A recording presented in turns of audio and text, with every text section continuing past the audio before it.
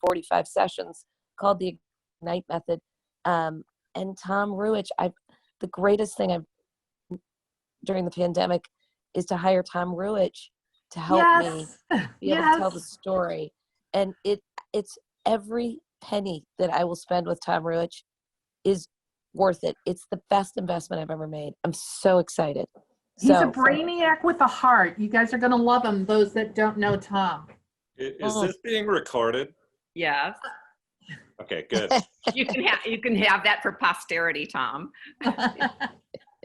Deborah Bostic, Deb, this is so much fun, guys. Let's see. I love Zoom, Karen. I'm finding this is our new way to be together. I love it. Yes. Deb, for those that don't know, Deb was on the very first board of directors, and she was part of the Dream Ambassadors. Before there was a real Gateway to Dreams, Deb was part of our dream team. So welcome, welcome. What Thank about you. During the COVID shutdown? What was a blessing? Going back to grassroots, realizing how family and relationships matter more than anything else. I think for me, just backing up and realizing, wow, it's all about the people who know you, the people who care, and then the world will go on because we are united in our relationship. So I think I took it as a blessing. It was a hard thing to go through, but I'm finding the joy from it. I'm going to make a list of the 19 positives that have come out of COVID-19 for me. So I've got to. Listen, what about you? Unmute and tell us a blessing from COVID. I think I need to learn some more gratitude, but I guess getting to spend more time with Amina before she goes away to college, I will say that's been a positive. Awesome. Alana Trepler, our videographer extraordinaire, a blessing from COVID for you. Good morning. A blessing from COVID? Yes. We have tripled our online meeting activity. Yay. We gained a couple of extra clients, and not a whole lot has changed for us as far as our video and social media production, just because we've always worked from home, and but the online video recordings and video cast meetings and all of those things have increased quite a bit. So awesome. We do production meetings such as this one for several of our clients, and record them, and then add an intro and an exit screen, and produce those for a lot of sales presentations and those sorts of things. So that's picked awesome. up quite a bit, and I've awesome. learned a lot. So I've been doing a lot of studying. So good. Awesome. Grace Chung, what about you? Hi, Deborah. It is so nice to see your face. So I feel like a lot of us have been able to really regroup and with the downtime. And it can be challenging with relationships, but it can be so rewarding to have time to resolve things and to bond even more strongly. So I'm sorry, I'm taking a brisk walk right now. Can we see your face? Multitasking. Well, she's walking. It's probably hard, huh, Grace? We'll get you later. Oh, no, it's fine. But yeah, it's just been great, I think, for relationships in my world. And I had a challenging time also because my sister passed from lung cancer at the end of April. And so we had time to heal from that in a more conscious way, more mindful. So I was writing a lot more, and I was processing, and so that was just valuable. So I feel like this time particularly has been valuable for regrouping relationships and getting in touch with my purpose, which I kind of have been distracted from a lot. And so that's why I'm on this call, is because I have always felt a mission to promote healthy relationships, and the whole ideas I have around learning respect and disarming people. So, And Marty, she's Yeah. ungunning. Yeah, so Grace is my guest. This is her first time on CPW, and I just wanted to invite her in. So she'll show her face in just a minute when she gets settled. Linda Jarrett, what about you? A COVID positive, a blessing. COVID positive. Well, I've actually been able to work a lot more on things that I couldn't work on before, like editing my, I'm doing a book and editing my book, and I like Zoom meetings. It seems to me I can hear each person one at a time and see their face, and I think that's a great asset. And as far as personally, actually, my husband's retired, and I thought we would surely kill each other, but we haven't. And then it hasn't been so bad. I've learned a lot about self-control. Well, congratulations on that. I've been harnessing my control issues. So, and that's worked out well. So, Kava, what about you next, and then Helena? Kava? Am I saying it right? Kava McCurry? Or Angela. Or Angela. Hi, Angela. And she's also my guest. And she's muted. So, she's not muted. She needs to unmute. Angela, unmute. Bottom left corner. While she's unmuting, we'll go to Helena. Helena. Oh, okay. And then we'll come back. Good morning, everyone. So glad to be on this call. I'm very interested in the speakers. I don't get to be on in this group very much because I have other commitments, and I will be leaving early this one too. But anyway, what the positive that happened for me, I've been working from home for the last 3.5 months, but because I have more time, not used for traveling, I've actually cleaned out all my drawers and cabinets and dropped off a lot of donations. So that's a positive for me, definitely. And Karen, you're doing a fantastic job. Oh, it's a whole team. No, this is hundreds of people help make this stuff happen, but thank you. Okay, Kava, can we go to you now? Yes, I'm finally ready. Sorry about that, technical difficulties. But one of the most positive things that had come out of this COVID for my family is normally my daughter would go to camp. She goes to camp every summer. So of course, she's not able to go this summer, but she was able to go into the studio for the first time and collaborate on some music with some other local artists, and bringing out some aspects of Black Lives Matter. So if she had been to camp, she would not have ever got that opportunity to go into the recording studio. And it was just an amazing experience for her to go into that for the first time. So. And she's 14. Yes, and she's 14. Love it, love it, love it, love it. Let's see, we're getting close to 9, but let's take a couple more. Michelle Burkhardt, and then Danielle Petty. We'll do Michelle first. Hi, everybody. I don't know why you guys probably can't see me, but that's okay. Can you all hear me? Yep. Okay. I had here I am. I had the really exciting experience of homeschooling my grandson, which was so interesting for me because, I didn't have that opportunity to spend that much time with my own kids. So that was really interesting on a personal note. On a professional note, I developed a new entrepreneurs program, how to break through the glass ceiling.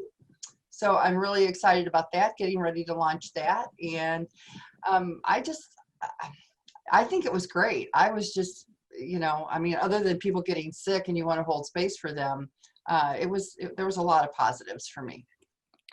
Thank you. Danielle, Patty. I think for me is just having my kids at home all the time and just having more time with them. My youngest one always said that she always wanted me to homeschool her and be home with me all day long, and now she wants to go to school. So Love how that happened, huh? yep. Let's see. Peggy Dunn. A positive from the COVID? Yes. Hi, everyone. It's good to be here. I haven't been able to make a lot of meetings, but I'm hoping that will change. I am amazed at how busy I am, more so than I was when I was working. It's like, okay. But the biggest thing for me was I actually get to spend more time with God. So my spiritual life has increased. And I am also cooking healthier. I'm able to focus on meals. I've actually lost weight during the COVID. Nice. Wow, amazing. I want to teach others how to deal with the stress and the healthy eating. And I also started my business. I graduated as a functional medicine health coach March 1st. I went to 2 networking meetings and then the world shut down. So it's like, okay, but it's given me a great opportunity to flesh out the program and decide what it is I want it to look like. Awesomeness. So, and I also get a lot of self-discovery. It's amazing what you learn about yourself when you spend time all day by yourself. So I've had an amazing self-discovery journey as well. Well, So I wanted to hear from everyone, but I would like to keep us on track. So I'm going to turn the meeting back to our MC, which is Deborah Leanne Morley. So Deborah, do you want to go ahead and take the agenda now? I can do that. I just want to say welcome, as this is always fun to see all these faces. And what I really love is I love seeing the faces of those that I known and have seen at other meetings. And I really love seeing the new faces. This is really fun for me. I wanted to start off before we get started into this by getting us all energized. And I'm working with a lot more in the centering body in terms of helping us. It helps with resilience. Resistance is where I tend to go because, like someone else mentioned, I like to control things. So what happens is when I can't control anything right now, all of my stuff has been coming up. So I'm learning how to build my resilience muscles to deal with my own shadows, if you will, to call them that. And what I'd like to do is just start off, if you can, move into a position of standing. Looks like Grace is already doing that. And we're going to do a grounding and just getting into our body to feel our aliveness so that we can bring that forward even more fully in our focus. So if you can just go ahead and stand. And I think you can hear me okay, right? I'm hoping. Perfect. Thank you, Karen. So what we want to do is we want to feel your legs and feet. And actually, this brings our attention down out of our head where we spend so much time in our beautiful brains and just letting it go down and even down past our heart into the center of our gravity, the power center, I like to call it. And that would be below your belly button. So if you put your hand on your belly with your thumb in your belly button, see if you can send your breath all the way down into there. And allowing our belly to just get soft and round and open. And as that happens, as our breath gets deeper and slower, it creates more space. Space in our hearts, space in our minds, and space in our body to allow more sensation, as opposed to shutting down for the fear or the needing to protect or to feel like I need to belong or whatever else might be going on for each of us in this gathering. We want to just settle that down and say, of course I'm safe. Of course I don't need to protect myself.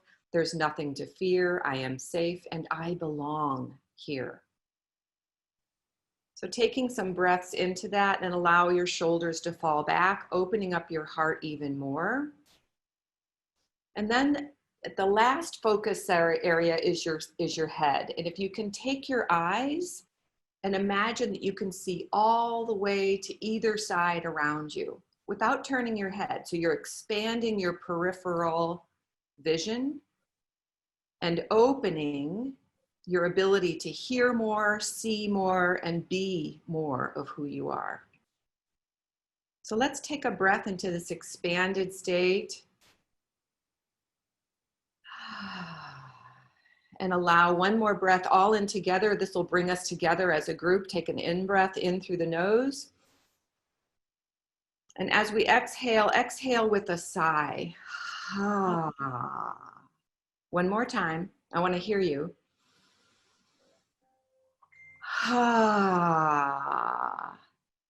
And what that does is it activates your nervous system all the way from your brain all the way down your spine. And as you take a seat now, see if you don't have a different sensation within your body. See if you can't feel your hands more, your legs more, your breath more. And welcome again. A lot of times what I do now is I ask people to say in the chat, and you're welcome to write in there, how are you feeling now that maybe is a little shift from earlier? Because we didn't do a reading earlier of what our mood was. Let's see what our mood is now. And then let's amplify that to be fully in position to connect, which is what we're here to do, right? Connect and learn about each other so that we can promote each other. So thank you all again. What we want to do is I am sure none of you would be here without having some connection to Karen. And I would like for her to step in and talk a little bit about our story, our founders in the beginning, and what's going on with us right now. So Karen, I'm gonna pass it back to you. All right, and Tiffany, I'm thinking that you're getting the message that I just got. I'm seeing that you're looking down from Missy. Okay, so actually it's really cool to have Deb Bostic on the call today because Deb, I'm trying to think who else. If Tracy Flay is on, I don't see her on yet, but who was there in the very, very, very, very beginning when this was really just a crazy idea that Susie Tozier helped us, helped me take on, and I do feel like God asked me to do this because opening something in the mall was not on my dream list. But people came together over 4 different brainstorms. They felt like St. Louis could use something to help us come together and dream. And so Gateway to Dreams was founded. And it has never been a Karen Hoffman thing. It has always been a community thing. From the very, very beginning, this is about what can we build and what can we do together. So, you know, our story starts in 2013. We opened in 2014. And we were in our space down by Dillard's till 2016. Then we moved into what we call the Business Lodge, and have been there, albeit closed since the middle of March since. We have worked not very hard on membership. So this year, one of the things that we took on in early January was our membership drive, but then we weren't able to bring members to our space. But we've still, in fact, Amy Lemire, who's on the call, we didn't get to call on her. She has been our COVID sign up. So we did get a new member during COVID. And thank you, Amy, for being part of our community. And she's got some amazing, you guys, you've got to reach out and get to know about her and her program that helps us with our dreams and joy. We'll talk about, I don't know if we'll have time today, but I definitely want you guys to reach out and ask me about Amy Lemire, or reach out to Amy. Right now we're working on our Impact Awards. It was supposed to happen April 30th. We moved it to September 30th.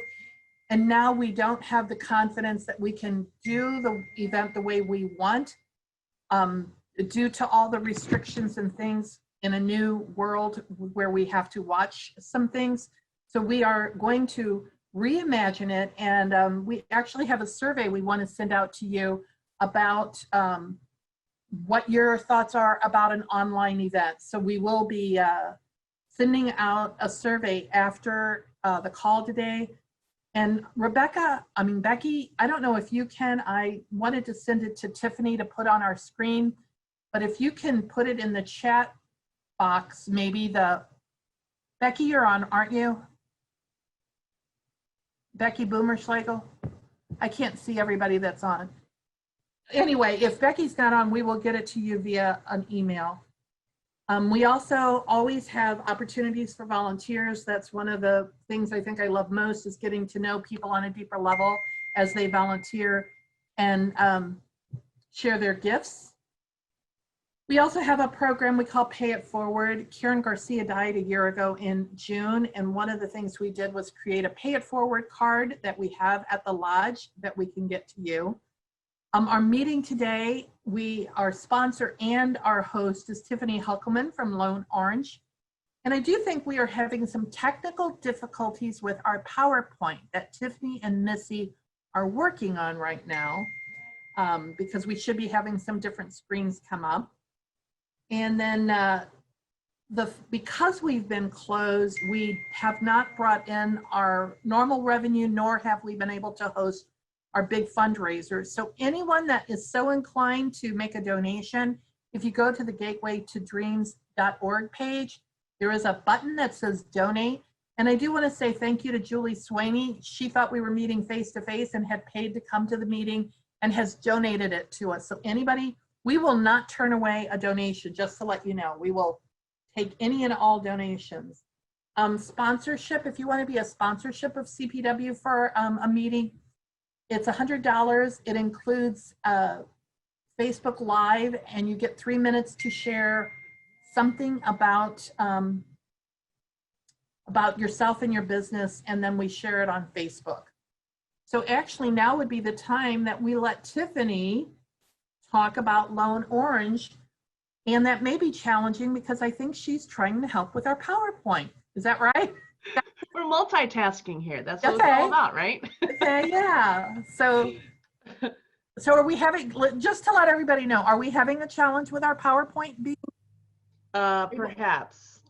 Okay. Okay. So I just sent her another message. And I think we keep hearing your ding on the your phone. So that's why I know that we have a message. Oh yeah, there is it, should I turn that down? People fine. reach out during the meeting and I a lot of dings. I try to get back with them.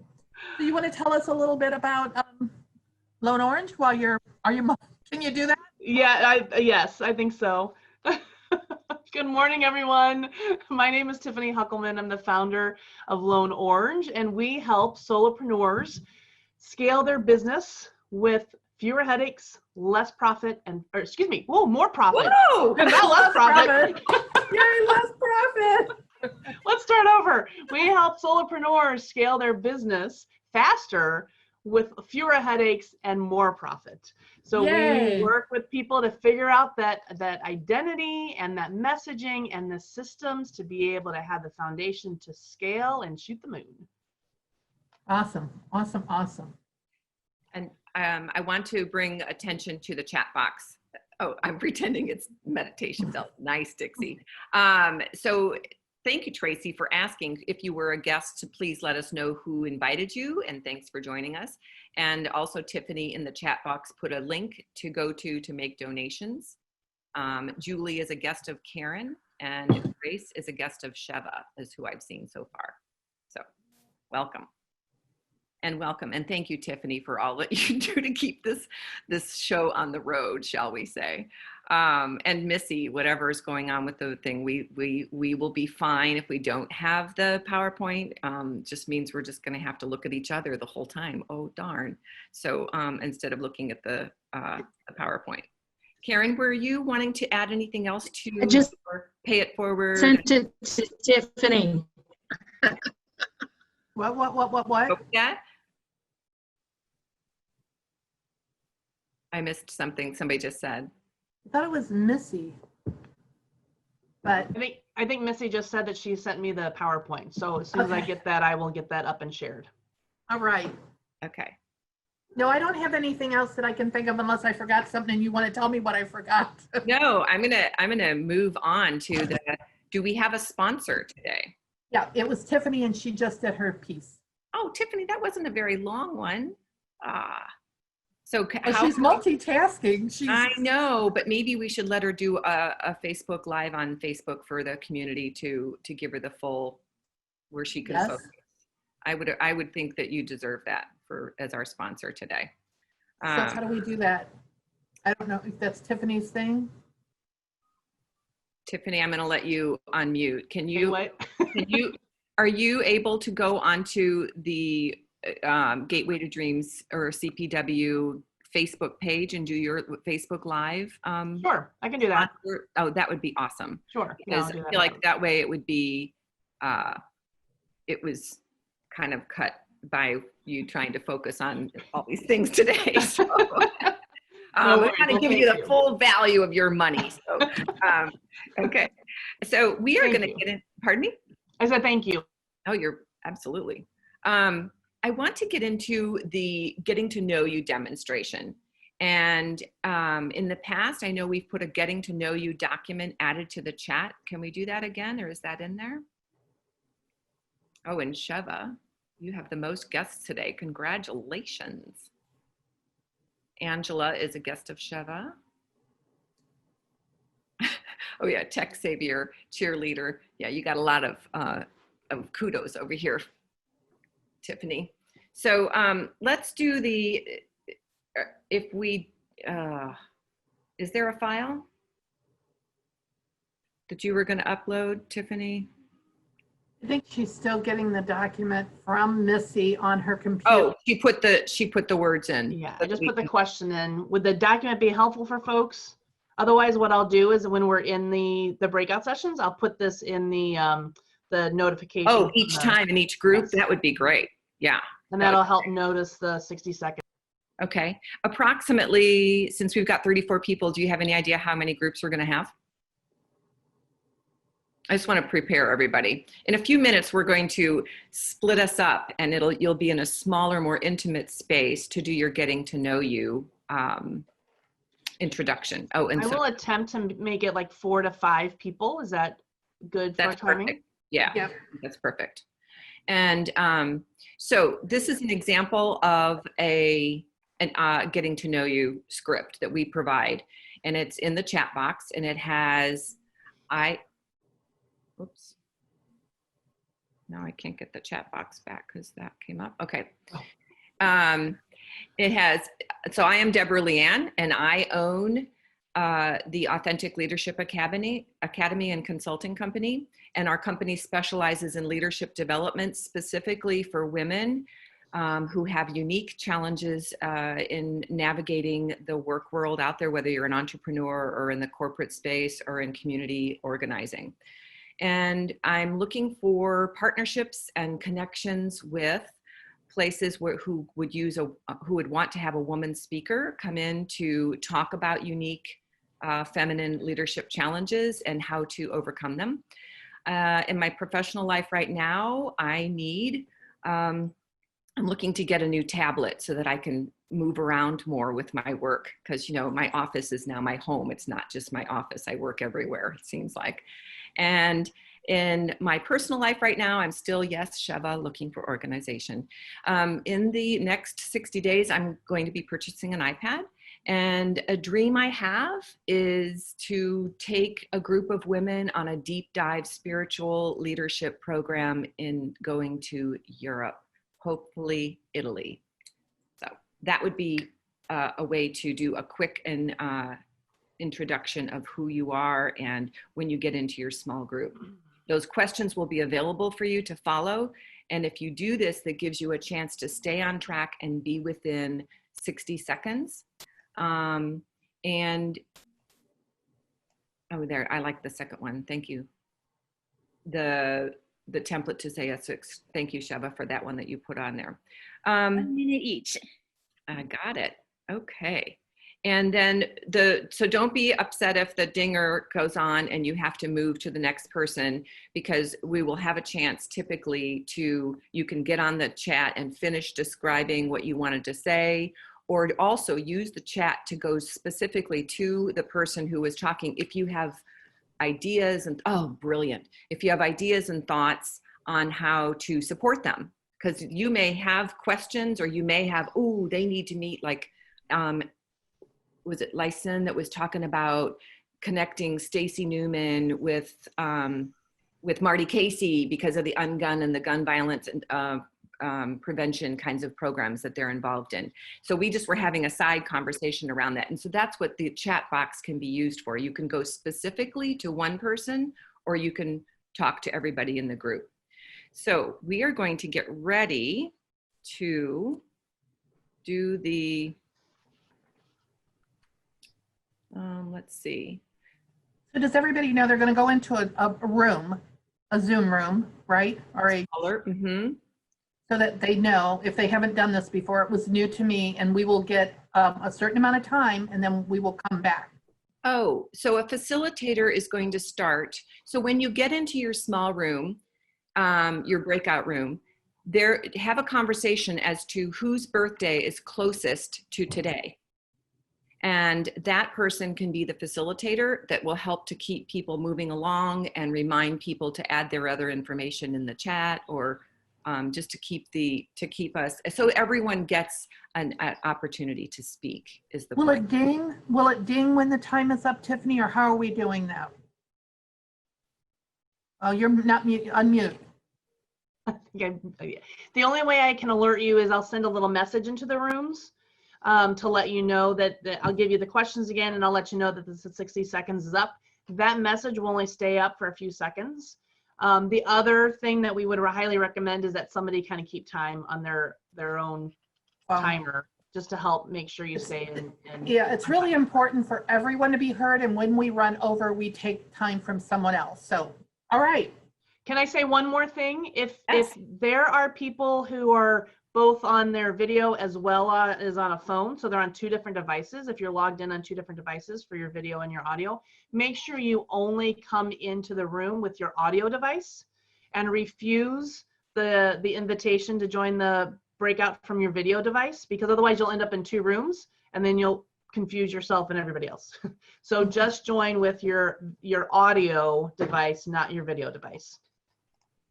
Does that make sense? Or do we have any questions before we move on?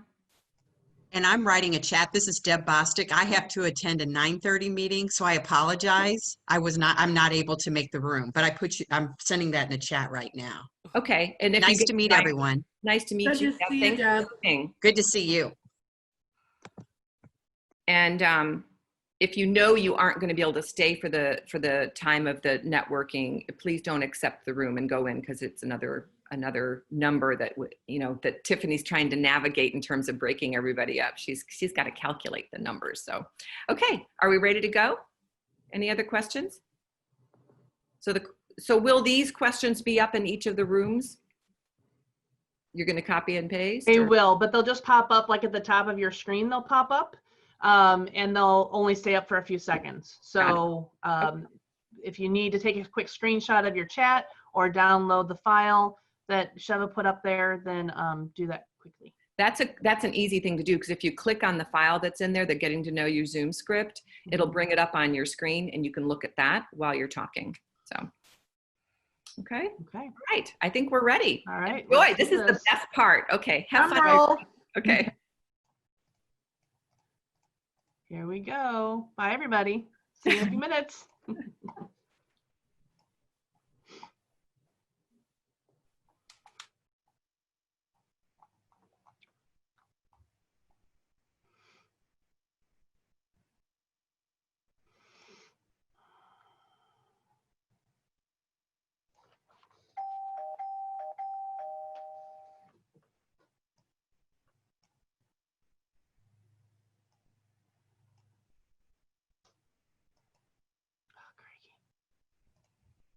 Oh.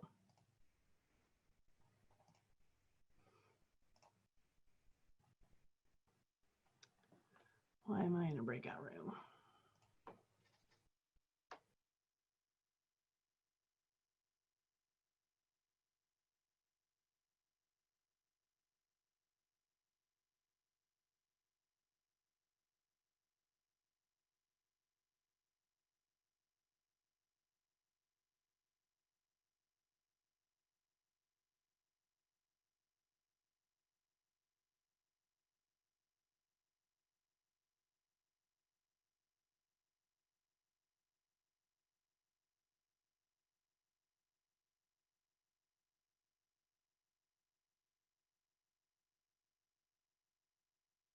Is anyone else in this room with me? Okay.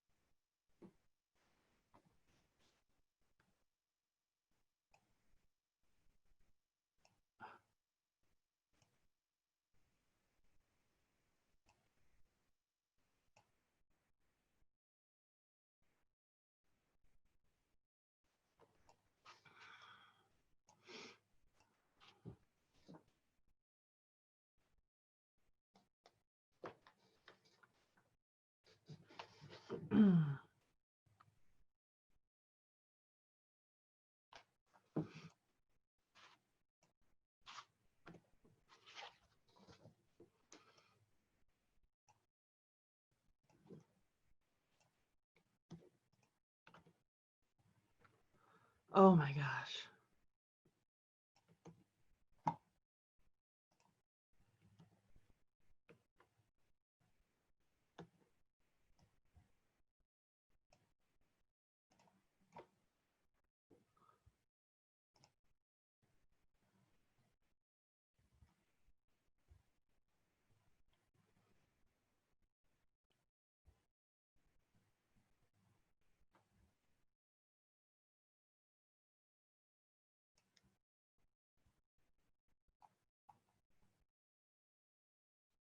Hi, Beth. Hello. Hi there. Do you want to get into a room? I don't know what's going on. Do you want me to assign you to a room? Oh, sure, please. Okay. I got off and I'm back on. I mean, Okay, I've got a room that's only got 2, so I'm going to throw you in there. So just tell them what's going on. Thank you.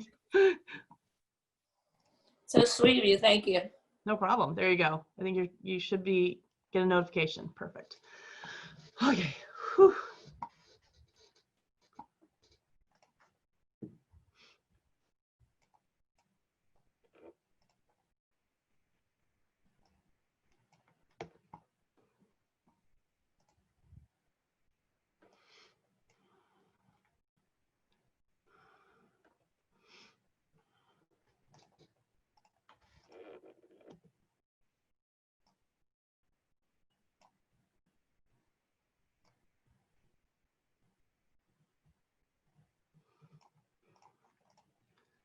Oh my gosh.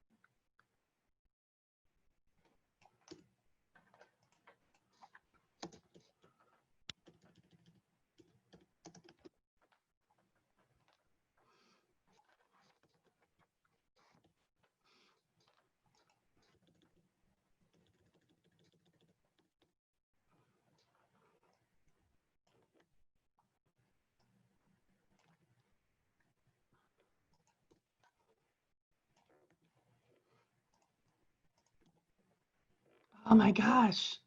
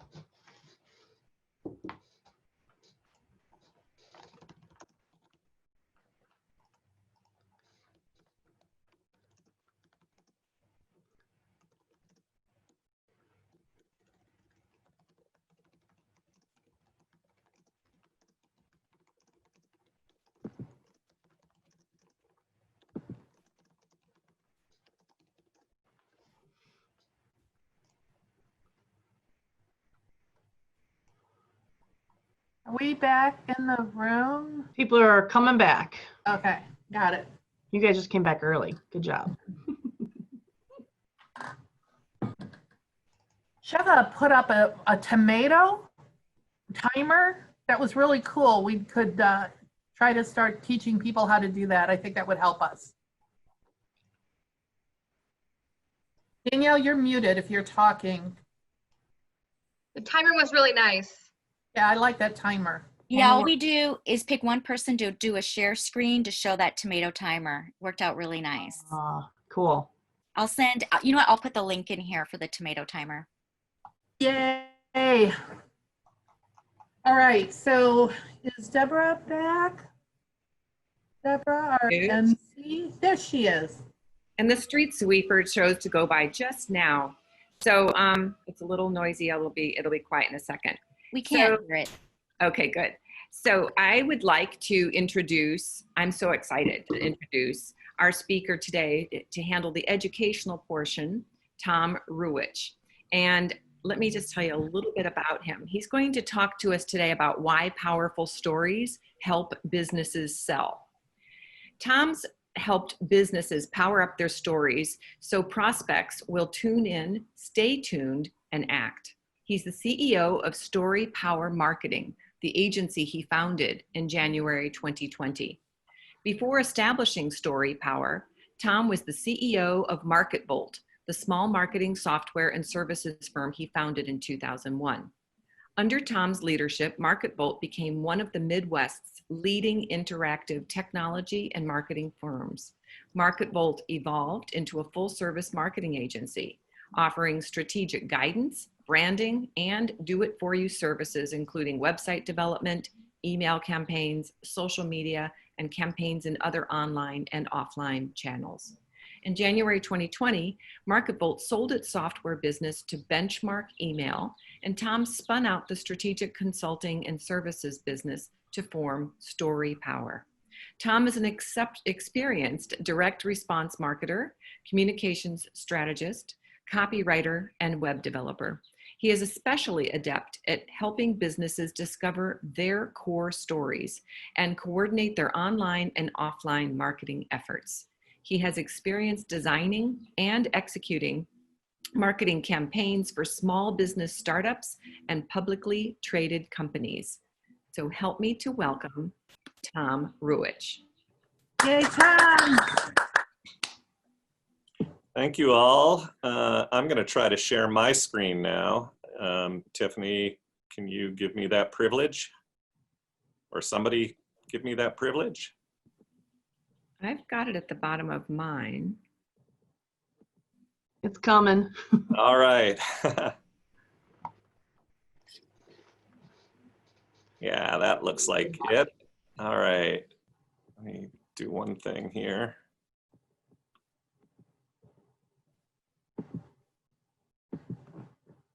All right, so I just shared a PowerPoint, and let me put it into slideshow mode.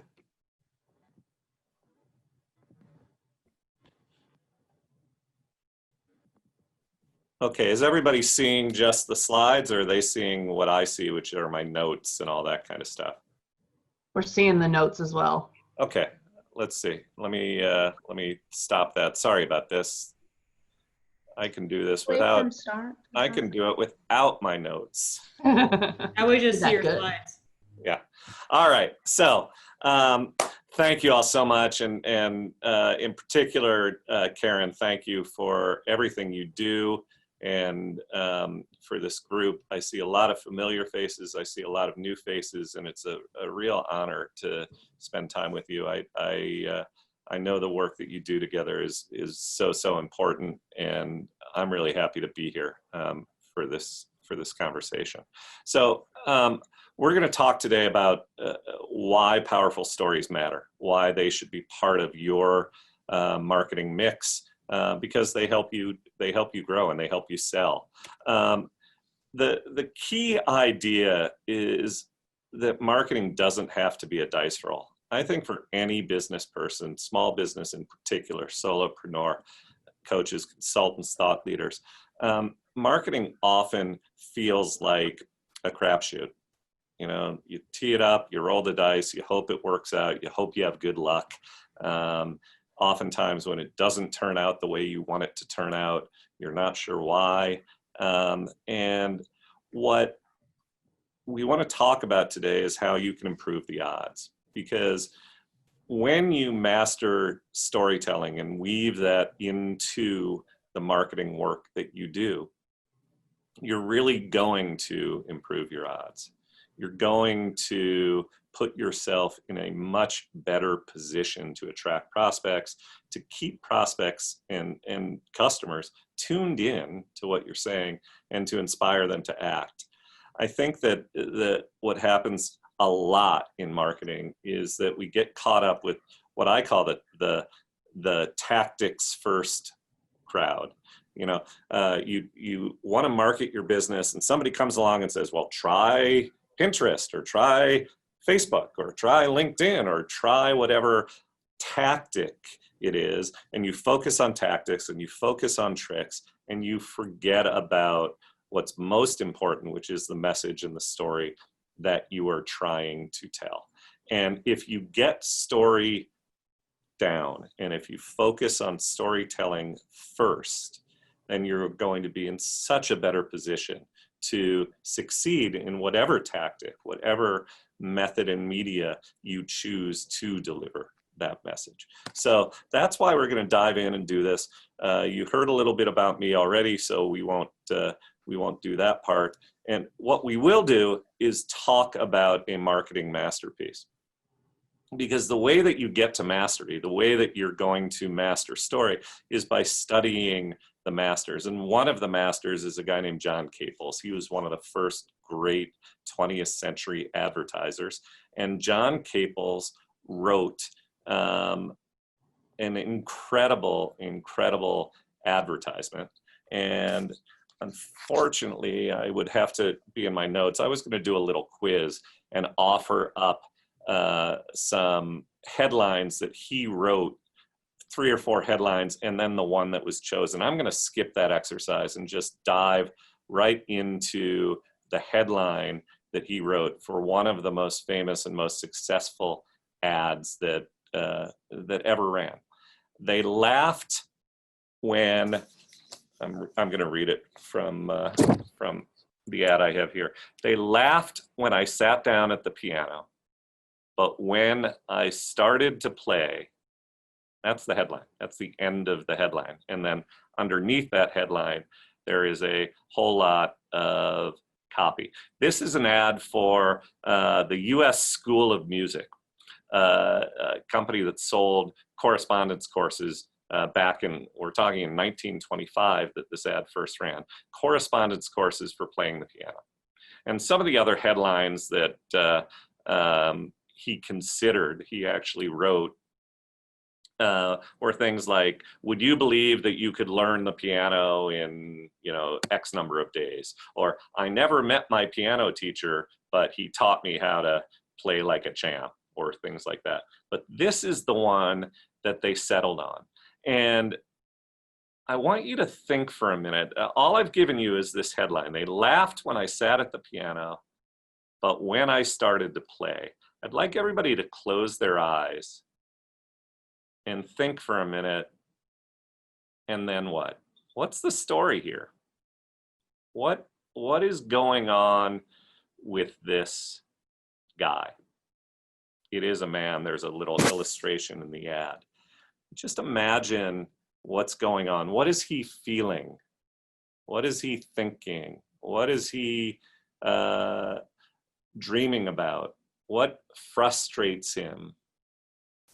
And then I'm going to read you a little bit of the copy. The first line, or actually it's the subhead underneath the headline, is, "Can he really play?" a girl whispered. "Heavens, no," Arthur exclaimed. "He never played a note in his life." And then the body copy starts. "Arthur had just played the Rosary. The room rang with applause. I decided that this would be my dramatic moment for me to make my debut. To the amazement of all my friends, I strode confidently over to the piano and sat down. quote, Jack is up to his old tricks, somebody chuckled. The crowd laughed. They were all certain that I couldn't play a single note. Can he really play? I heard a girl whisper, and then repeating that subhead. I decided to make the most of the situation. With mock dignity, I drew out a silk handkerchief and lightly dusted off the piano keys. Then I rose and gave the revolving piano stool a quarter turn, just as I had seen an imitator of Paderewski do in a vaudeville sketch. And on it goes. And of course, you know what happens. He plays the piano, blows everybody away, everybody congratulates him. And at the end of this story is the call to action to send for a free booklet and a demonstration lesson. This ad ran for years, and this ad sold mountains and mountains of piano courses. Now, if we think about this ad and think about why it worked because it connects, it's a story about some mythical guy at a party, but it's really about the prospects. Because every prospect who reads that story can relate to the set of desires that the story reflects. The desires being wanting to impress your friends, wanting to be the life of the party, wanting to be envied and respected. You also can relate to the other side of the coin, pains and frustrations, being disrespected, being undersold, being laughed at, being the wallflower who's not the life of the party, whatever it may be. So when you ask the question, why is somebody going to buy my course, the correspondence course? The question or the answer is not because we have the best piano teachers or because we have this unique method. The answer to why people buy the course is because they want to impress. They want to be the life of the party. They want to entertain others. They don't want to feel like they have nothing to contribute to the party. So it's storytelling is about pushing those buttons in your prospects that reflect their aspirations, their dreams, or that reflect their fears and frustrations and offer protection or mitigation regarding those fears and frustrations. So let's invent our own masterpiece for a second. A tire. Let's imagine that you are writing an ad or writing a headline or writing a subject line to market these tires. And I want to emphasize one thing. This ad that John Caples wrote was about 750 words of copy, old form, newspaper advertising, so forth. I'm not suggesting here that storytelling is always about writing 750 words of copy, that it's about novels and screenplays and massive stories.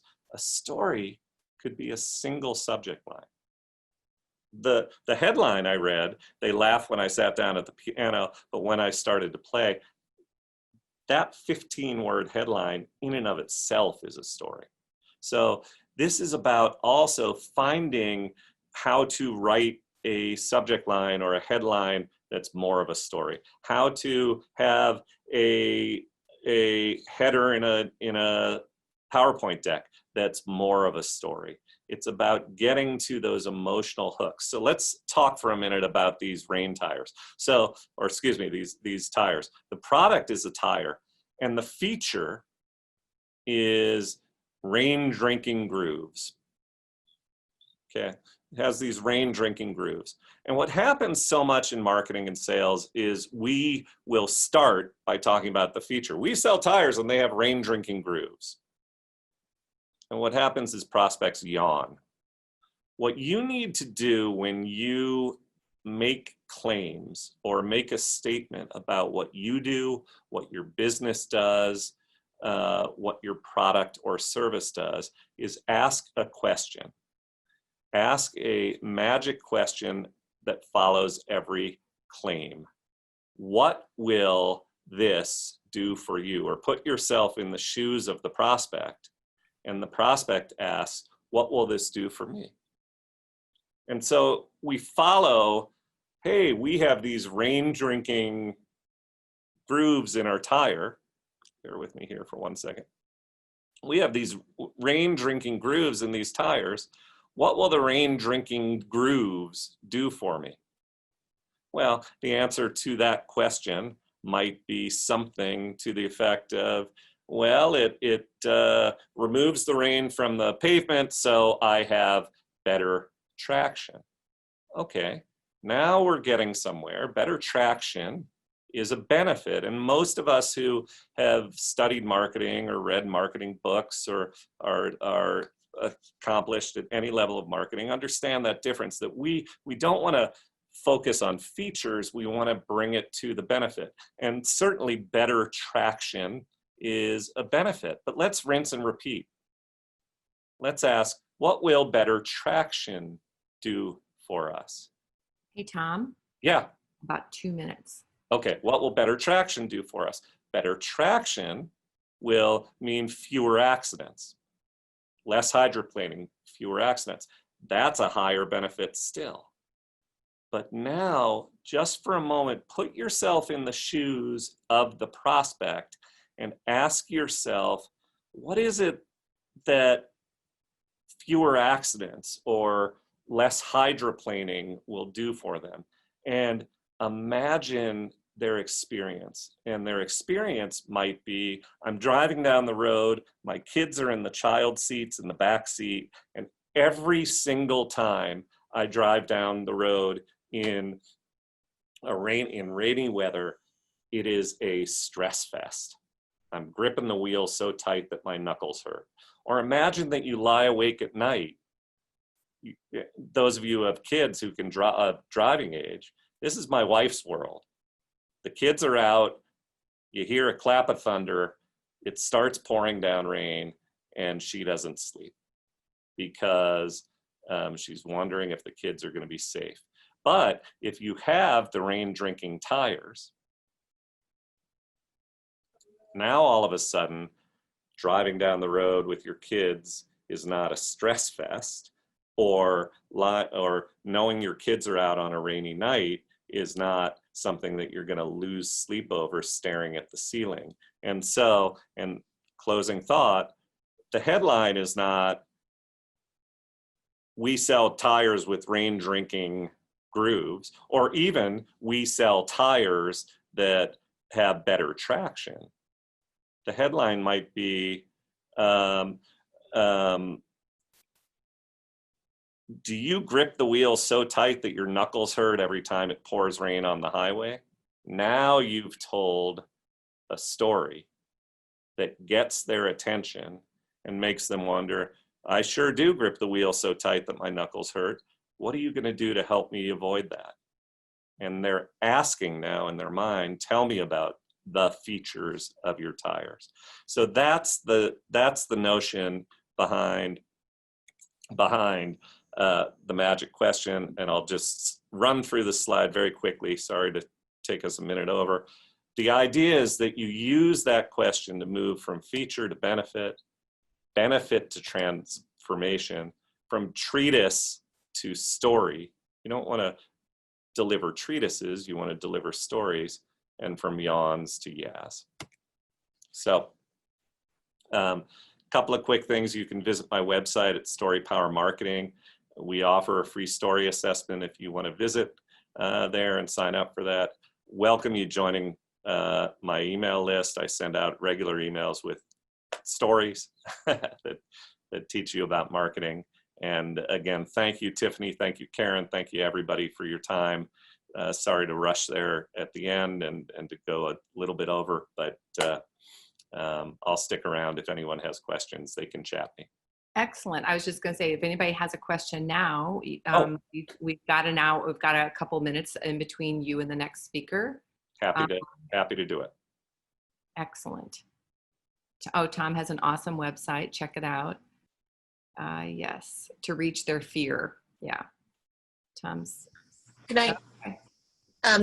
Is it okay if I say something? This is Beth Chesterton. Sure. I know people may have questions, but I think you get the idea already how talented Tom is and how effective he is at being able to help make the most out of very few words and every word you say. And I hired Tom, I wanted to for years, and I took the plunge, and I wish I'd done it sooner. I am just a few weeks in, or maybe a month into the work with Tom, and I have a business where I'm a consultant and have been explaining what I do for years and never feeling 100% confident that I'm doing it well. And my experience with Tom, I looked at my husband yesterday, and we were listening to the transcript of the call with Tom, my most recent call. And my husband's always sort of a naysayer on my expenditures in my business. And he agreed this was the best money I've ever spent. So I look forward to getting to know you all, the people who I don't know on the call, and just wanted to share how helpful time it's been. Thanks. I have a question from Dixie that's for you, Tom, if you can talk to it briefly. Talking about the transformation a bit, from what to what is best in story? Yeah, so I'll talk about transformation in the context of the example that we were using. So what we're talking about here is emotional or personal transformation. And people think that, well, you're selling tires or you're selling chewing gum or you're selling some consulting service. And I don't understand what you mean by transformation. But in the example that we used just a moment ago, you're experiencing a transformation from fear and tension to calm and relaxation. I hate when I drive that I'm tense and gripping the wheel and it's painful. And buy our tires and relax. And it's an old cliche, peace of mind or whatever, but you have greater peace of mind, and that's meaningful to people. So what we mean when we talk about transformation is the idea of moving from one state, one emotional state, to another, moving from one personal state of moving from stuck to unstuck. Right. So Dixie's undesired emotional state to a desired emotional state. Exactly. Yes. Thank you. Okay. Exactly. So any other ways, if we have a link in here to find your website, we've got your phone number, and I really might take you up on that free story assessment. Thank you so much for offering. Thank you for being here today, Tom. I'm happy to be here. This was and I'll stick around if anyone else wants to chat me. You can do Reach so privately, or of course reach out by email, or my contact information, my phone number, and be happy to answer any questions. Okay, thank you. So let's just do everybody a quick breather. If you want to stand and do a jumping jack, or just allow your shoulders to go all the way up to your ears and then back down, just to get back into your body and comfortable. We do a lot of sitting on these meetings, which is proving, they're doing scientific studies now on Zoom video conference attendees, and how this, we really aren't designed to sit as long as we need to in front of these screens. So if you want to do something and then I'm going to, while you're listening and stretching, I'm going to read to you about our next speaker. And Dr. Marty K. Casey, it is such a pleasure to introduce you. She is going to speak to us today on her personal story of growing up Black in St. Louis. She is a member of the Actors Equity Association since 2006 and founder and president of Show Me Arts Foundation, the first arts foundation organization that was formed immediately following the unrest of Ferguson, Missouri. And they have tirelessly served more than 2,500 children at no cost to their families, providing classes centered around the arts, educating youth in poetry, singing, dancing, theater, visual arts, and DJ engineering. Marty's success has been acclaimed by numerous awards, interviews, and acknowledgments, including being featured on Beyonce.com. I didn't know that. Congratulations. And recognized by this highly acclaimed artist for her work in the community. Marty currently serves as the St. Louis Regional Network Leader for the National Association of Black Female Executives in Music and Entertainment. Amongst other career highlights, Marty sang the national anthem for an audience of 30,000 fans. She has an amazing voice. She also completed a 12-year successful run as national touring actress for Menopause, the musical. In 2018, which I saw and it was fabulous, she was inducted into the United Nations as the first female Goodwill Ambassador of Peace in the Midwest. She received her first honorary doctorate and became an ambassador for Shine Ministries Orphan Children in Uganda, Africa.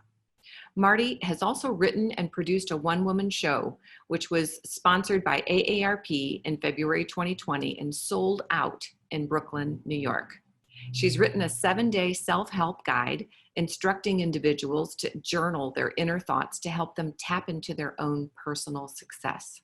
She is an activist, a person with acting skills, campaigning, social skills from the stage. Please help me welcome our gorgeous and beautiful Marty K. Casey. Well, good morning, everyone. Yay, you're going to see me do this every now and then. Yay. And Deborah, you know, I love you. And Karen, my dear sister, thank you for asking me to be in this space this morning. And so I know Karen wanted me to speak about what my personal experience was or is, if you will, of growing up Black in St. Louis. And I'm going to say, Tom, I did the opposite of what you just spoke about. I'm using a tactic this morning, okay? So I wish I had spoken to you earlier. But I also want to, I have to say this, that I am so excited to be on the board for Gateway to Dreams. Yay, this is the first time I've been able to say that publicly, so thank you. Real quick before I get into my tactic, because I've written a story that I wanted to remove myself in a personal way, but I wanted to share overall what that experience could be for any Black person right now and what we're dealing with. First of all, do you all realize we're in the middle of 3 pandemics? We have 3 pandemics going on. We have COVID-19, which is clearly African Americans are the front runners of death in COVID-19. And we are in the middle of a racial pandemic, which once again, we're the winner of that pandemic because we're the reason that we're out here beating the streets right now every day. As you can see here, I landed on the front page of the paper because when I'm not behind the screen of a Zoom, I try to support the community and getting out there, moving my feet. And I say to people all the time, marching doesn't just include you being in the streets. Marching is even having a conversation that's hard to have. Whatever it is and however you can contribute to move the needle, I ask you to march with us in this racial pandemic. And last but not least, but a pandemic that's very close to my heart, that I have been fighting for a long time in this city and the community because it hit home, just like COVID-19 hit my home. My daughter is a survivor of COVID-19. And I work closely with a lot of the rainbow mothers, if you will, of those who have lost loved ones to extreme police brutality of death of their child. But that last one is gun violence. This weekend alone, there was 112 shootings in Chicago. And just yesterday, there was 4 people shot here in St. Louis inside of a restaurant. We're not safe wherever we go, right? So when you ask me what it was like growing up in Black in St. Louis, it was and it still is unsafe. And it should not be that. It should not be that at all, because I am a firm believer that when we can connect to the experiences of each other, when we have those connections of you get to know me, I get to know you, then we know where the boundaries are, and that limits the fear. Because when there is fear, then you start to feel certain things. It's just like when you see a spider and you might be scared of a spider. It's like, oh my God, a spider, kill it. Because you have not bothered to know what type of spider it is, if that spider is going to bite you, if it's poisonous, if it's going to do you any harm. But those who really understand the spider itself, then it takes away a little bit of that fear. So I want to read a story to you that I've written. Once upon a time, there were some stepchildren in a marriage between a man named America and his wife's named St. Louis. In this marriage, they birthed children together who they both truly loved dearly. Their children had lots of privilege and were promised to get everything if ever anything ever happened to their parents. Later, they even decided to adopt a few children from other countries. Now, those children were treated just as special because they were hand-chosen to be in the family. However, they were never promised to inherit mom's and dad's estate. Now, they were never that loved, but they were certainly never abused or treated like the Black stepchildren. See, we always knew we were being treated differently simply because we didn't share the same mother. Our stepmom, St. Louis, will never admit it, but she always hated that our father had outside children in their marriage. So the mistreatment is always there. We can't help where we come from. And we didn't ask to be here either. We know our father took us from our mother. As children, we would hear whispers and stories all of our life about our dad, America. We don't remember our mother, so we really try hard to bond with our stepmom, St. Louis. Our father has never told us he loved us. He doesn't even listen when we tell him we don't feel safe around his wife. She treats us bad, Dad. Her and her friends, I mean, they're all extremely mean. Her friend, Miss Atlanta, oh, and her cousin, Florida. And we even heard just recently that her great uncle named Minnesota, oh, he even killed one of his children in front of people. We get abused all the time. But our dad, America, he doesn't pay any attention or pick up on it because no one else says anything. The abuse has gotten so bad for so long, it caused me and my brother to start fighting her back. My father's furious, but we don't care. We don't care that he's now stuck in the middle. We don't care because at least now he should realize that he needs to change the rules around the house to protect us too. He also needs to apologize, and he needs to make up for all of St. Louis's wrongdoing. We know it won't be easy, but surely I know you don't think that abuse is easy. He's our father too. So we need to live in a house safely, and we should have access to anything and anyone else that anyone else has access to. We should be treated equally. We should have the same opportunities in our own room, good schools, and quality medical attention as needed. Our punishment should not be more severe than my brothers or sisters. Our accomplishments should also be valued and celebrated. Our presence should not irritate or be threatened by anyone because we look like our mother and not our dad. We should also get a chance to speak at the dinner table. We should have access to the same amount of food and a dessert at the end, just like everyone else. We should all receive our fair share of the inheritance. We should feel loved because we love our father. We love our father too, in spite of the stories we've been told about him. In St. Louis, to be quite honest, we've been trying to love you too. So if we never get along because you refuse to change and you want to blame us for our father's past, the issue isn't with us as Black stepchildren in this so-called perfect white marriage. The issue is you, because you never saw our value and felt that we mattered too. I hope that this story answers the question that I've been asked today of what it's like for me to grow up in St. Louis.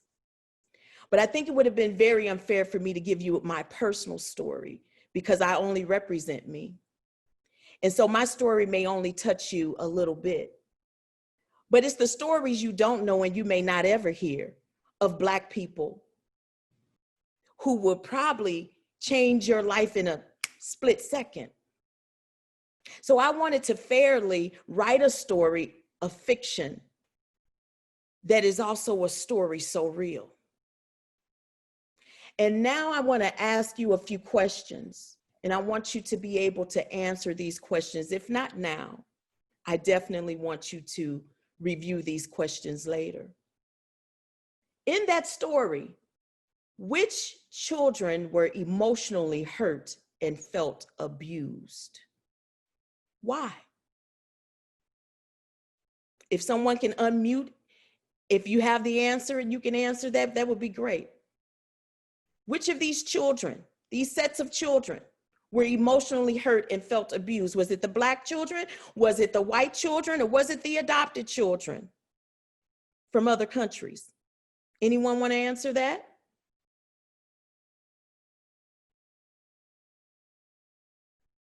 You can unmute and speak so everyone can hear you. Jana Gamble has written the ones who were Black. Yeah, the Black children. Thank you, Jana. Yeah, the stepchildren. All right, number 2, which children were born with privilege and why? That's your 5 minutes. Okay, I have 5 minutes left? Uh-huh. Okay, so which children were born with privilege and why?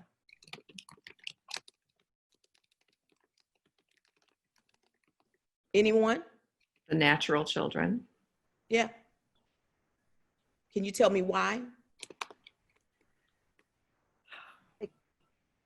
Because of that phrase, you know, we even use that, the natural children. Yeah, it's all natural. It sounds, we do when that. you It's actually the normal. say it. That's yeah, horrible. It's part of it's coded that way. We all say it that way. We say it to adopted children. And this is a beautiful metaphor, Marty. It's gorgeous.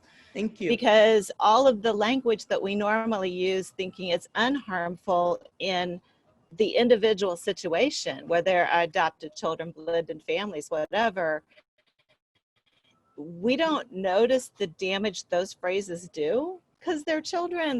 They're taking it in at the unconscious, subconscious level, but they're not speaking to it. And yet, my dog has something to say about that. And yet, even the normal framework that we use to refer to that story tells its own story about how people feel when they're the blended children brought in later, not considered to be part of the original framework of the family. And I think that speaks really powerfully to that unconscious bias that, you know, I'd say to people, we're all in it together. And people like, no, we're not. I'm like, we are all part of the structure. It's just that some people have made it to the top of the structure by being part of the structure. And some people haven't been allowed to make it to the top of the structure by being part of the structure. But we're all in the same structure, and we all have to notice how that structure damages the whole. Absolutely. We have to remedy and reimagine a structure that isn't a blended family. I love that metaphor, Marty. That goes so deep, so many ways. Thank you. Thank you so much. And so because I'm running low on time, I won't go into the other 3 or 4 questions. I'm just going to do one more. And the last question is this. If you're the child's aunt, uncle, neighbor, teacher, or anyone who witnesses the child abuse moving forward, whose responsibility would it be to speak up? Is it yours or is it the child's? The adult. It's always the adult, which is why we're in the mess we're in. Yeah. Speak up, speak up, speak up for the children. Yeah. Thank you. Oh, any questions or comments from Marty? I've typed the 3 questions into the chat. I think it would be really good for us to revisit them. And maybe even, I would like to see all of your questions, Marty, and bring them to my circles. You know, I think this is a discussion that needs to be talked about with everybody. And sorry, all the white folk, I'll be specific. And even hearing my comment about the natural children, I'm already going, oh. It's okay. It's okay. That's why we have to do this work. And that's why when I roll out Ungun on the world stage on Friday, this type of work is what I will be teaching in workshops. This is what I'm offering. We have to ungun. All of those children that we're speaking about in this, all of those children have been affected and they have to ungun. And so ungunning means emotionally removing those trauma bullets that have been shot at children. And to be quite honest, it's the adults who also have, as they were children, they were raised in that same toxic environment. So they have bullets that are lodged inside of them that we have to pull out. So to build the village, we have to start from the top down. So I'm worried about the parents, the teachers, and the community leaders combined, because we are the ones that's responsible for the children. So before we can even do the core work of working on the child, we have to also do the complete work of working with all of the individuals who have a point to touch any child. A stakeholder, right? It's a stakeholder. A stakeholder. I love it. Thank you. Yeah. So any questions for me? Can I ask you to please talk about the Ungun, because I've had 2 or 3 other comments about getting you connected to Stacy Newman and other, you know, Moms Against Guns and other different things. So tell me a little bit about this initiative. Do you mind? You've got no, I don't mind at all. I do.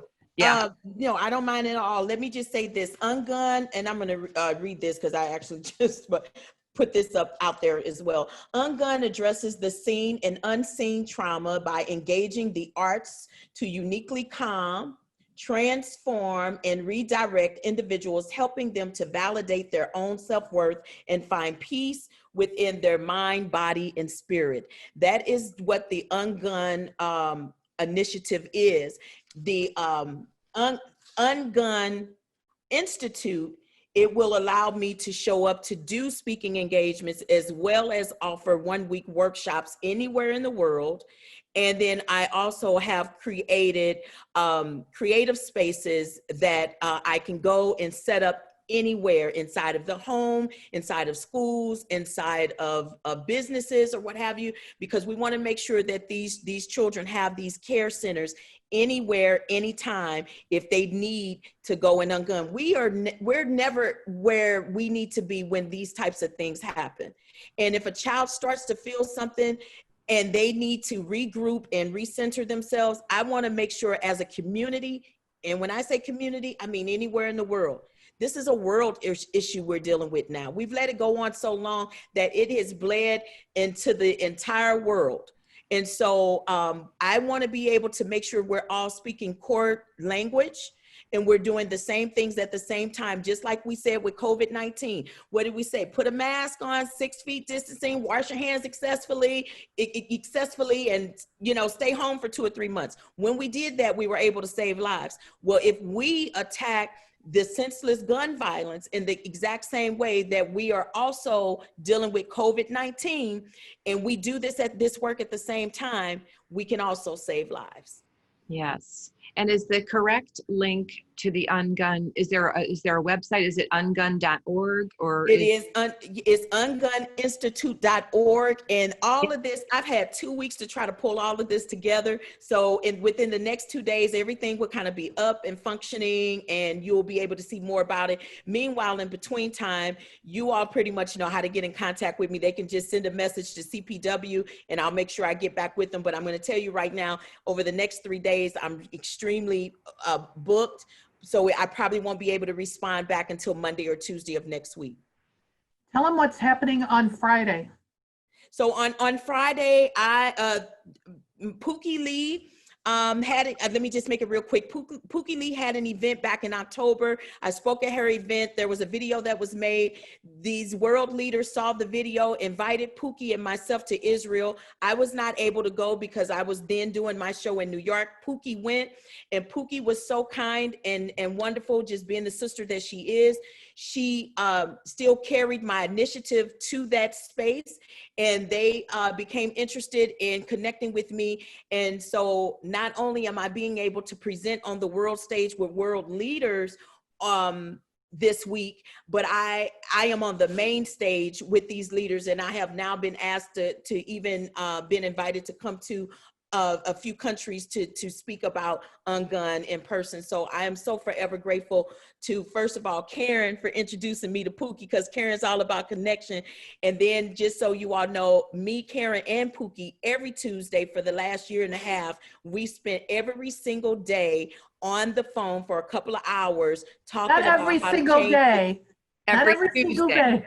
Oh, every Tuesday, every week, every single week. Every week. We are on the phone for the last year and a half talking about how to change the world. And so here we are. The things that we spoke about, it has come to fruition, and it was spoken into existence. And so, what a beautiful example of Gateway to Dreams, and, yes, and the operations and the actual structures and things that come to place by dreaming and dreaming big. Sorry. And my time is up.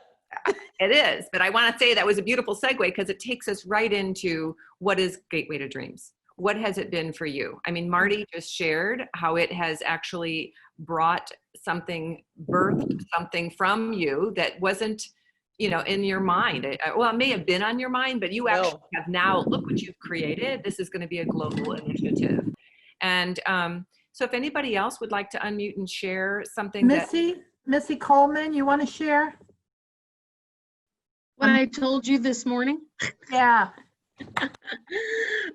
Well, I came to Karen towards the end of 2018. I had taken ownership in the company that I now own fully. My partner passed away early part of last year, but and Tom also knows who I am from Medici, and that my biggest struggle with getting this company turned around has been money and getting product and all of those things.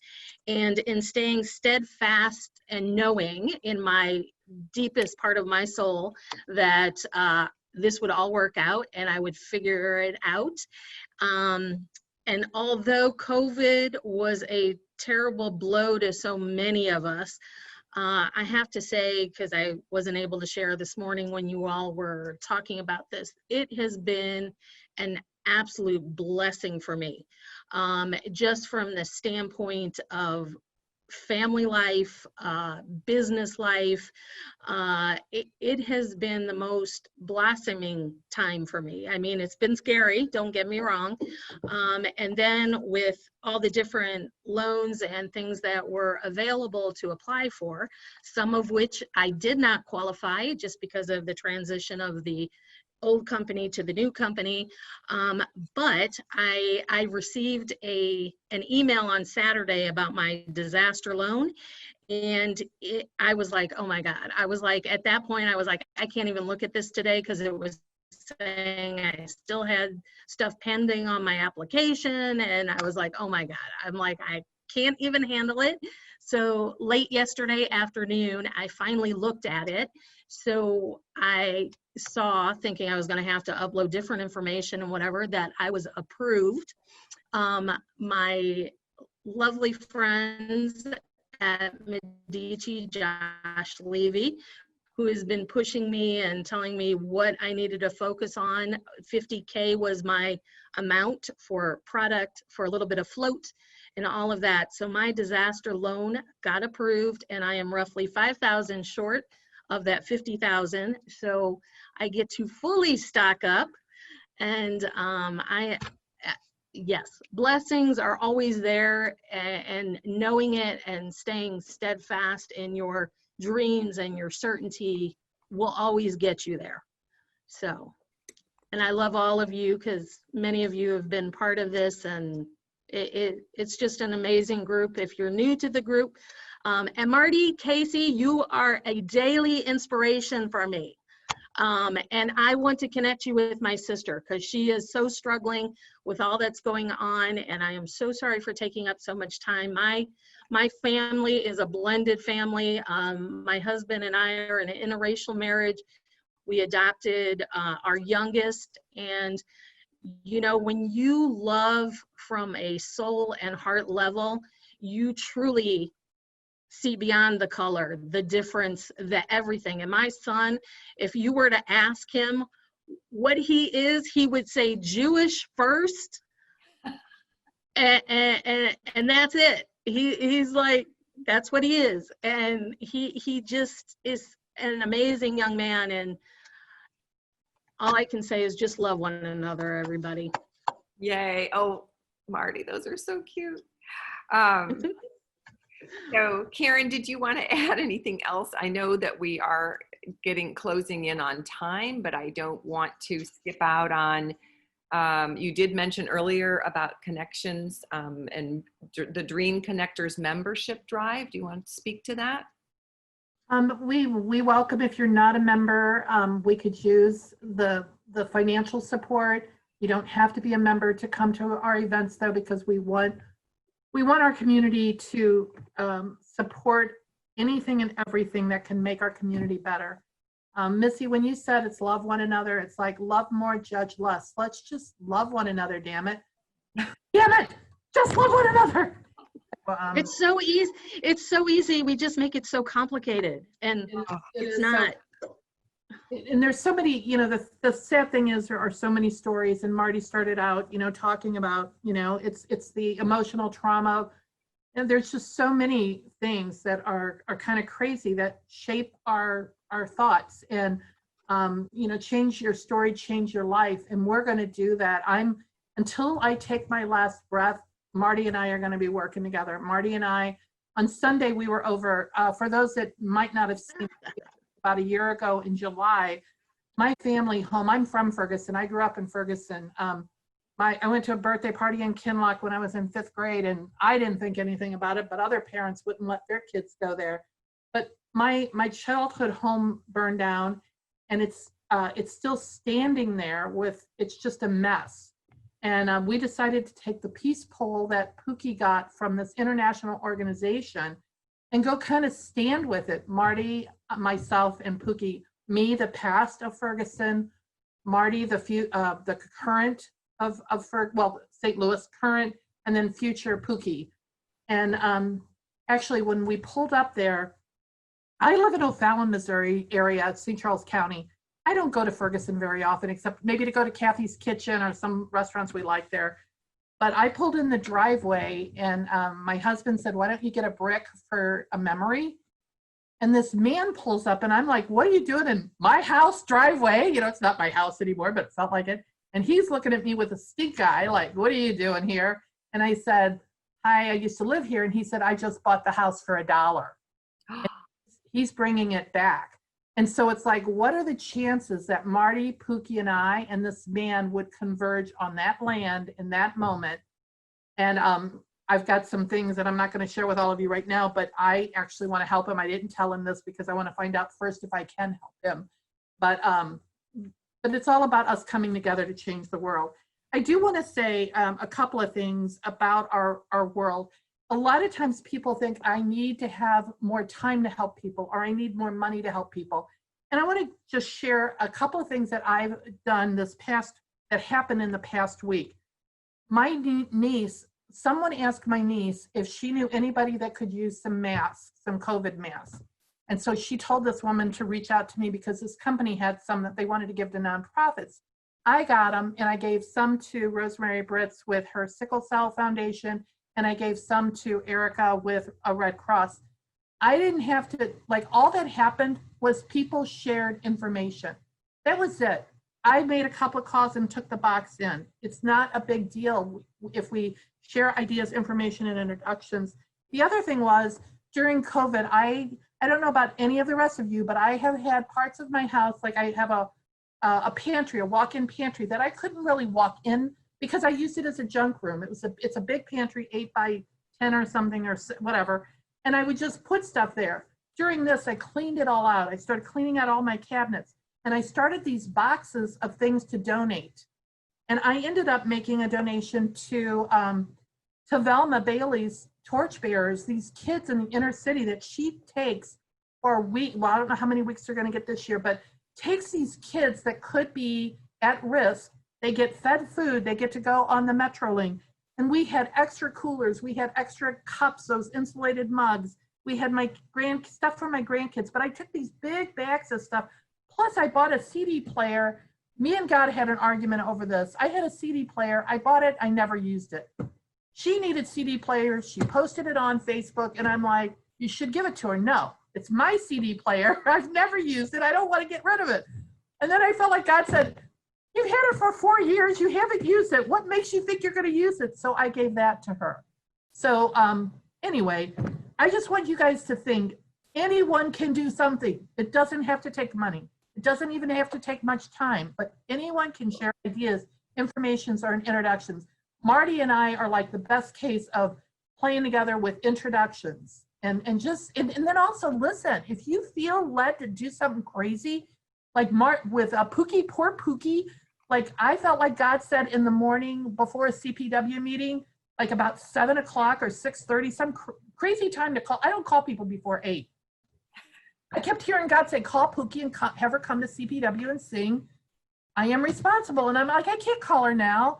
Call Pookie and ask her to come. I argued with God, I felt like, for 15 minutes. It could be me I'm arguing with, but I prefer to think it's God.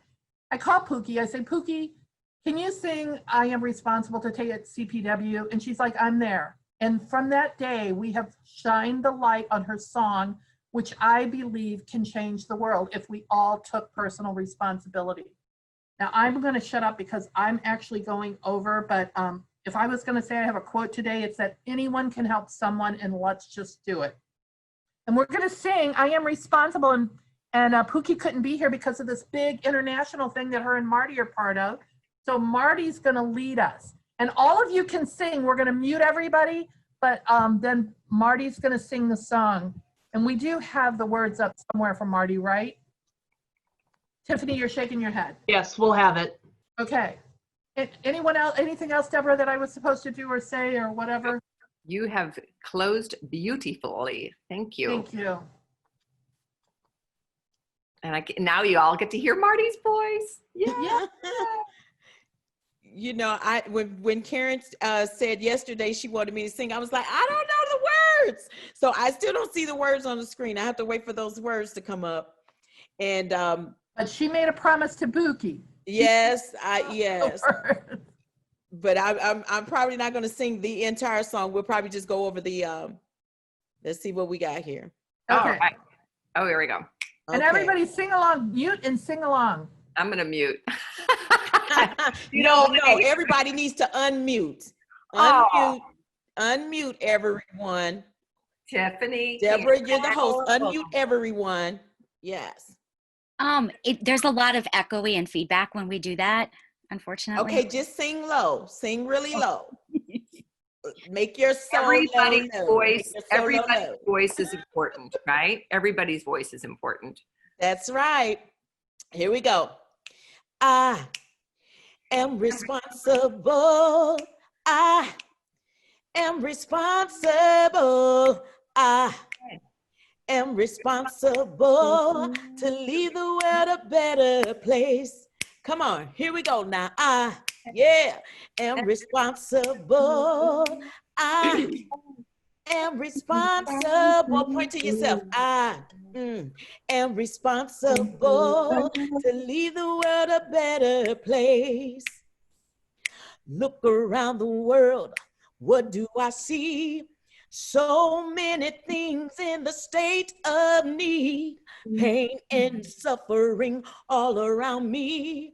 I won't stand by and just let it be, because I, point to yourself, am responsible. Ooh, I am responsible. I am responsible to leave the world a better place. Everywhere, everyone wants to be free. Some look around and say, it's not me. How can they close their eyes and not see? It all comes down to me, because I am responsible. I am responsible. I am responsible to leave the world a better place. I'm reliable, accountable, dependable, invincible. I'm capable, incredible, responsible. I'm reliable, accountable, dependable, invincible. I'm capable, incredible, responsible. Everybody say, I. This is the last time. And responsible.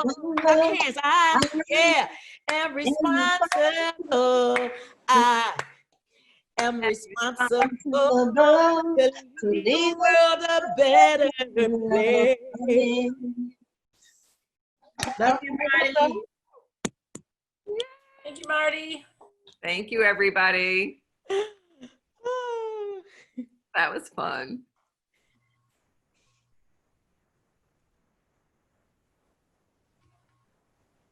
Love you, Marty. I love you. I love all of you. I need to talk to you. Call me anytime. Let me give my phone number right now. Call me anytime. Okay. 314-518-5508. Okay. And everything that I'm doing, let me just say this, everything that God is allowing me to do, come on now, it's teamwork. I need more people on my team. There's room for you. There's room for you. There's room for all of us. This work is, we are, all of us, we're going global. Because if I go global, just like when Pookie went to Israel, Pookie took me. And when I go global, I bring you. So we're all in this together. We are a team. That's right. That's right. Amen, sister. Okay. Hi, Paul. Thank you. Okay. You need me. Okay. Oh, yes.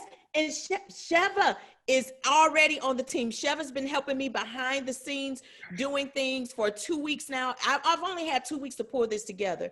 And when I tell you, Sheva, Lassen, Jenny, Dr. Lynette Madison, Karen, Pookie, my daughter, Morgan, none of whatever I'm going to do on Friday, I wouldn't be able to do if it was not for already me tapping into the brains of those individuals that I just called out. So when I say I love each of you and I thank you, but there is still so much room for more. So please send me a message. If nothing else on Friday, tune in at 3:30 Central Standard Time. We'll put the link up so that you all know where to come into that room. It doesn't cost anything. Just come on in. I'll send the link out with our text. Thank you. Thank you, Sheva. Thank you, everybody. Okay. Love you. Karen, where's my sister? I love you, sis. Yes. There it is. I don't even want to hit the leave button, but I have to. Good luck, sweetie. Good luck. It's going to be beautiful. Thank you. You're great. I carry St. Louis is on my shoulders. That's St. right. Louis is on my shoulders. My mom and my dad is on my shoulders. America's over here. St. Louis is over here. Yep. Okay. St. Got Louis. it. Sorry. You are about to make me cry. I know it's time to I leave. know. Bye-bye. Bye, Angela. I love you. Bye. Bye. Bye, everyone. Thank you, Tiffany. Nice to meet you, Angie. Care. Bye. Bye. Hi, everybody. Hi, Angie. Hey, Tiffany.